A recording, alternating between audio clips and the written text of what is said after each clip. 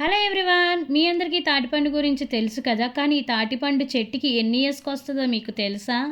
1 ఇయర్‌కి, 2 ఇయర్స్‌కి, 3 ఇయర్స్‌కి కాదండి. ఫస్ట్ టైమ్ ఆ చెట్టుకి కాయలు కాయాలంటే ఆ చెట్టు సుమారుగా 10-15 ఇయర్స్ అయ్యుండాలండి. అప్పుడే మనకి తాటికాయల నుంచి తాటిపళ్ళనేవి రెడీ అవుతాయండి.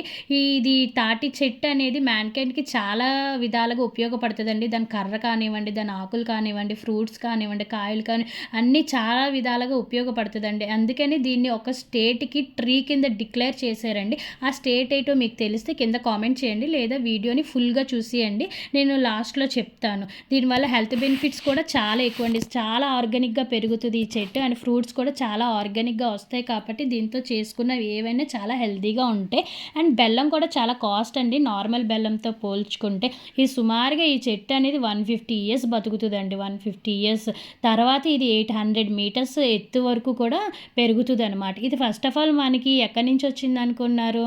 ఆఫ్రికా నుంచి అయితే మనకి వచ్చిందండి ఈ చెట్టు. అక్కడి నుంచి సౌత్ ఈస్ట్ ఏషియాకి పాకి అక్కడి నుంచి వరల్డ్ వైడ్‌గా ఈ చెట్టు అనేది అయితే డిస్ట్రిబ్యూట్ అయిందండి. ఇది ఏ స్టేట్‌కి స్టేట్ ట్రీయో తెలుసా? తమిళనాడు అండి. తమిళనాడు యొక్క స్టేట్ ట్రీ ఇది. సబ్స్క్రైబ్.